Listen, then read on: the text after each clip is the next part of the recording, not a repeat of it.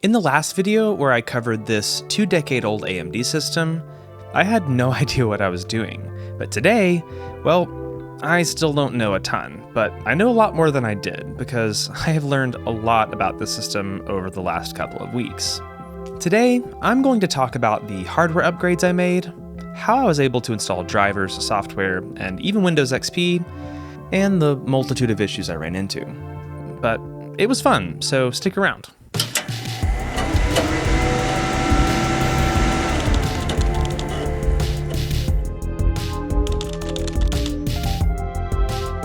Working on older computers like this can definitely be complicated, but making a great-looking website isn't, thanks to today's sponsor, Squarespace. I'm terrible when it comes to front-end development and user interface things and stuff like that, but thanks to Squarespace's website builder, I was able to get the Hardware Haven website up in minutes. Their customizable templates are a game changer, and they have tons of options to choose from, so you can create a website that reflects your unique style and personality.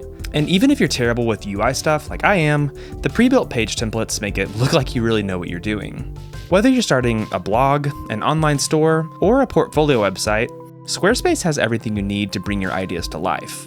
And with their incredible customer support, you'll never feel alone in the process. You can go to Squarespace right now and get started with a free trial, and then when you're ready to launch your project or website, you can go to squarespace.com/hardwarehaven to save 10% on your first purchase of a website or domain. So what are you waiting for? Squarespace is easy and awesome. If you didn't watch the first video, it might make a lot of sense to check it out here, but essentially, I have this 20 or so year old Athlon XP system with an install of Windows 2000 Professional, a bad CPU fan, and a fried power supply.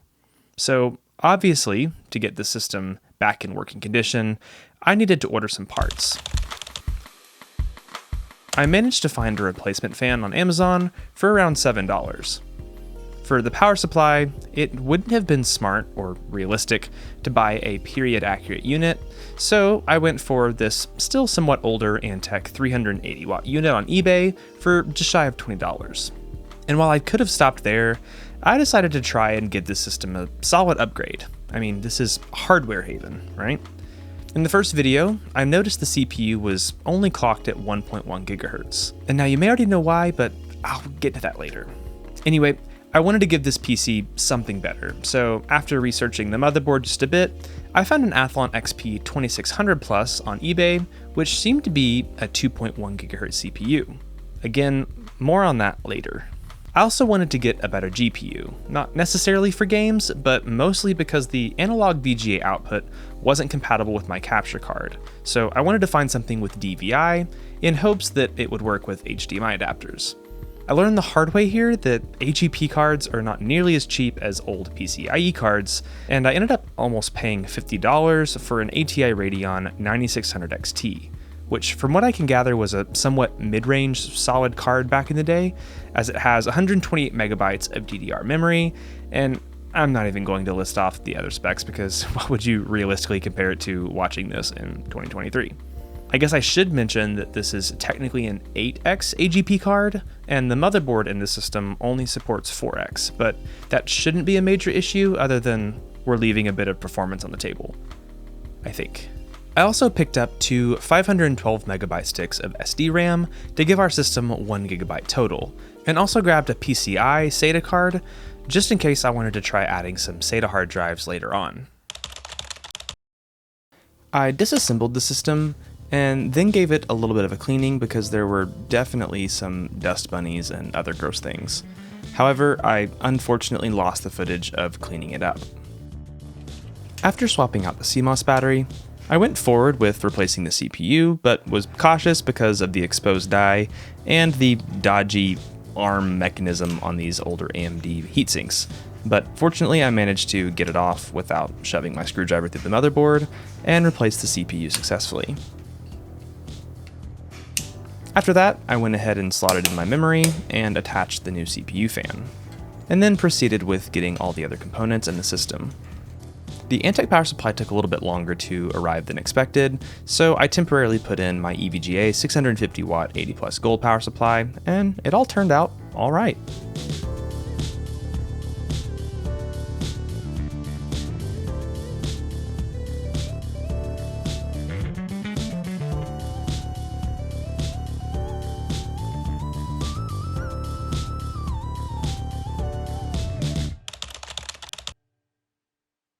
After finishing up, I hooked the system back up to my monitor and booted it up to find that now the CPU wasn't really recognized at all, but still booted into Windows. I had a feeling this was due to an outdated BIOS, and probably should have started out with updating that, but I got a little bit excited and just started installing drivers and such. I knew I was going to need a way to get files over to Windows 2000, but wasn't sure what all would work. To be safe, I ordered some CDs, but decided to give a flash drive a shot first. I started out with a 2GB drive formatted with a single fat partition, and that worked perfectly. I downloaded the drivers for the Intel NIC and Radeon GPU, and then started transferring everything over.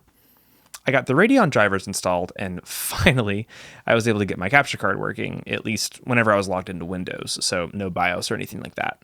I think there might have been a problem with the software though, because anytime I tried opening up the Catalyst Control application, I just got this error message.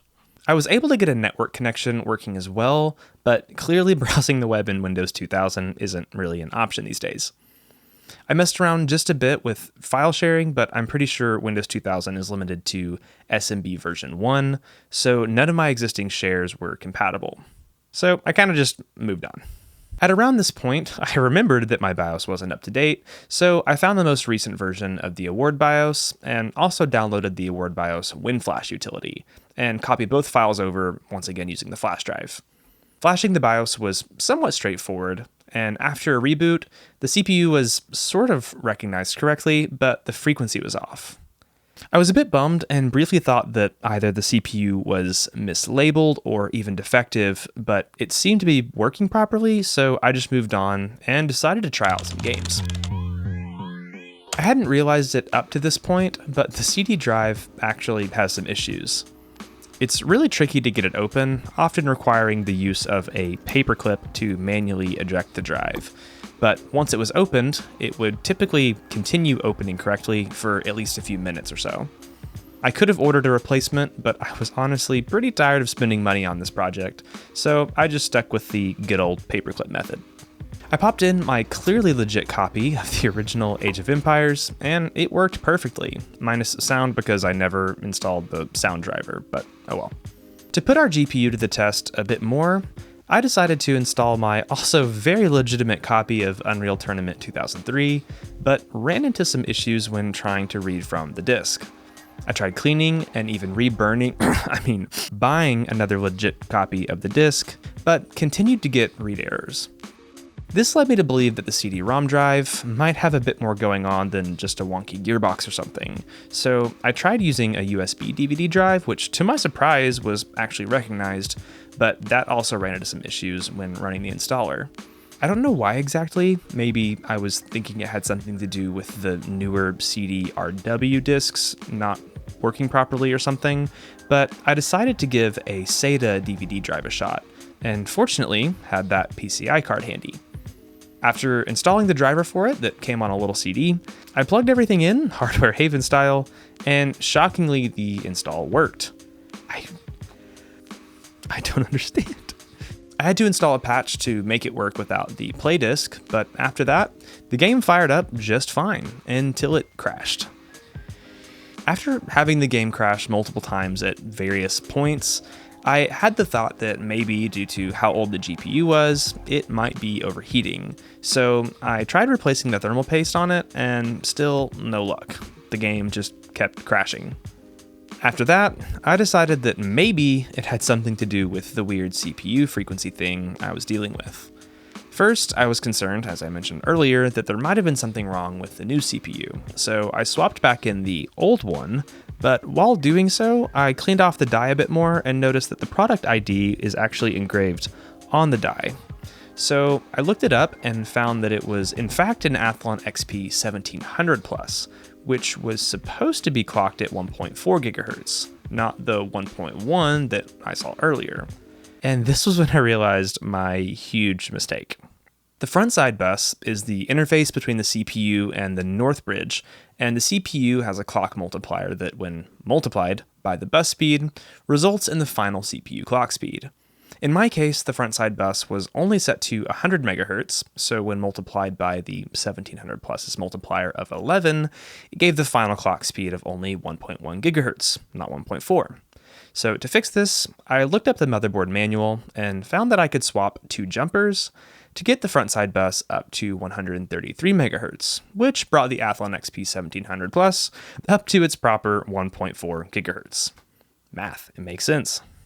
This fix worked as well for the Athlon XP 2600 Plus, but it only had a clock speed of around 1.66, which makes sense when you do the math.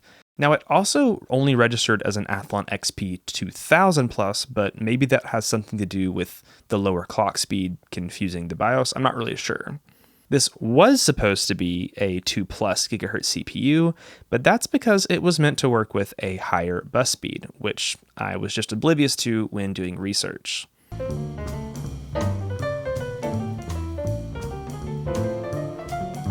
So we got a slight improvement, but not much. But at least I learned something, I guess. That's kind of the moral of this whole project. Okay. After getting the CPU clock speed thing sorted out, I wasn't getting the same crashes in Unreal Tournament, but I started having weird USB connectivity issues with my wireless keyboard and mouse dongle. I swapped to a wired keyboard and mouse, but even then I was having the same issues. I eventually decided that it might have something to do with the new CPU clock speed, and maybe there was an issue with like the USB controller clock or something like that. And I decided it might make sense to look into an older PS2 mouse and keyboard. I eventually found this compact combo, but failed to notice that the keyboard was actually still USB. But at least this was USB 1.0, so maybe that would give me better luck. I don't know. They were a bit grimy though, and this wouldn't be a Hardware Haven video without a decent cleaning montage, so enjoy.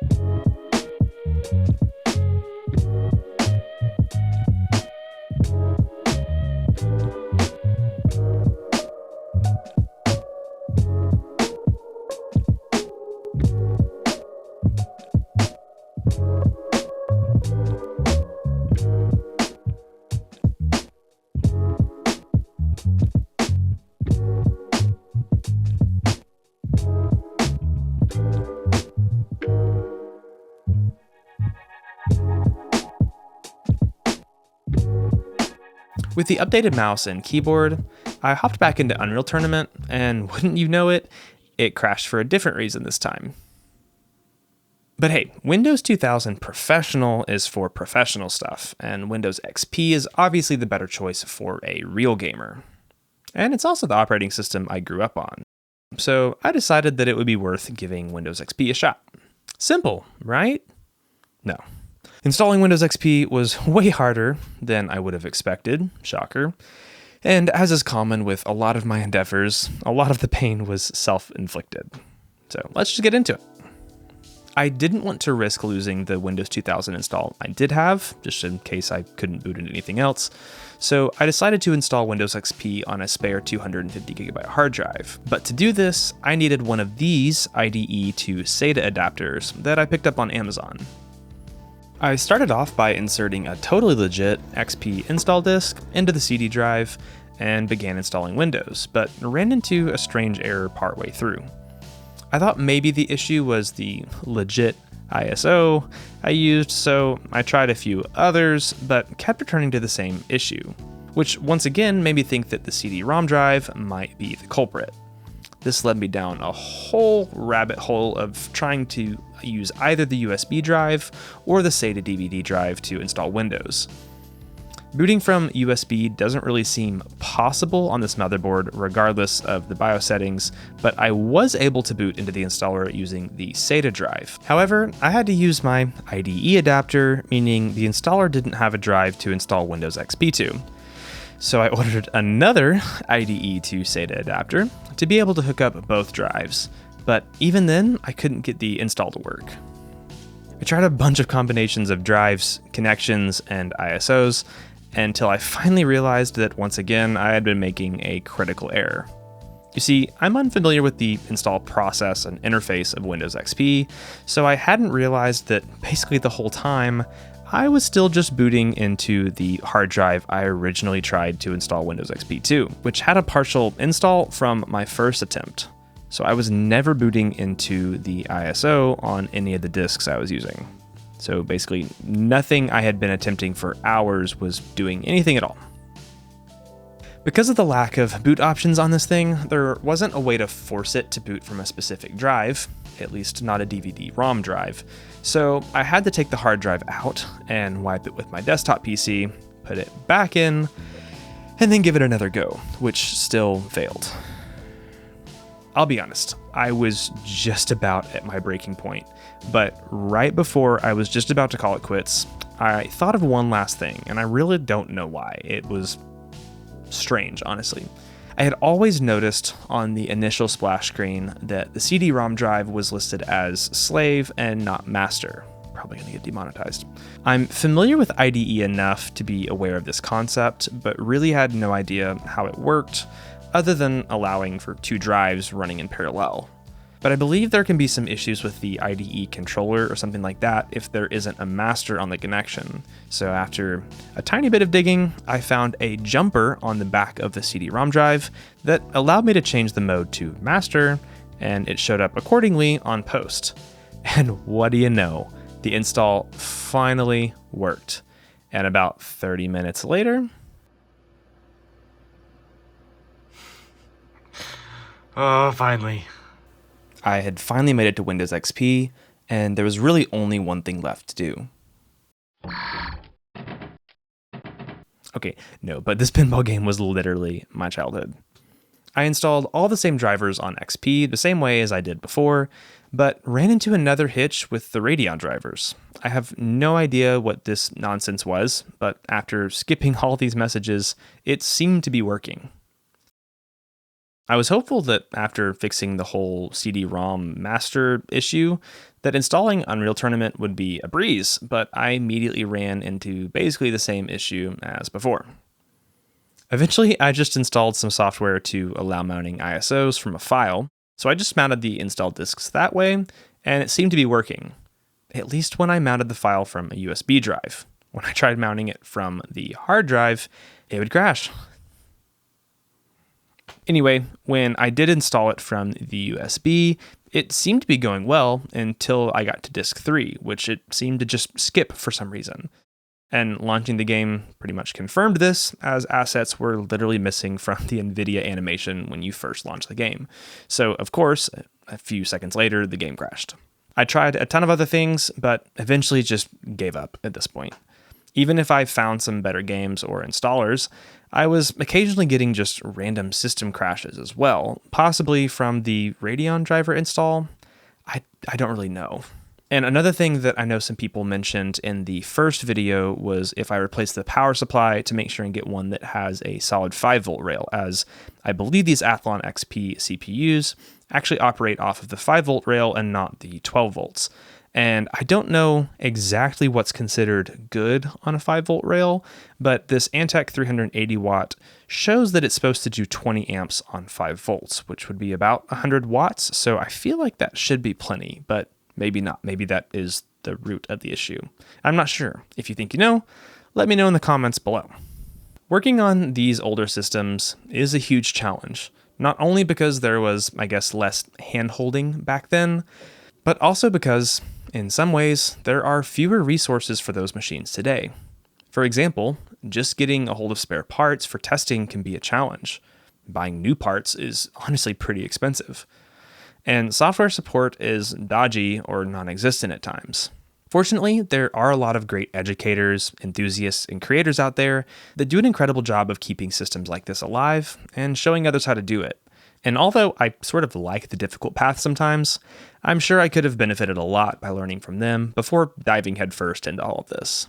This was one of the most challenging and exhausting projects I've ever worked on, and in some ways, it's disappointing because there wasn't an obvious win at the end. But I will say that working on this was still incredibly rewarding. I learned a ton, not only from this process, but from you guys in the comments and even in some emails. So thank you so much for that. I also just got to experience multiple times that joy of almost giving up, but sticking with a problem and finally finding the solution. And that's a good feeling. I know a lot of you might be working on a project or something at work or something like that and be really frustrated, and maybe this can be just a small inspiration to keep going, keep asking for help, keep researching, and keep trying things. However, I think I'm done trying things on this guy for now because I just need a break. You may have noticed that I spent a decent amount of money on this project for a system that still doesn't have much use. Fortunately though, I can do all of that thanks to, well, you guys, specifically my patrons.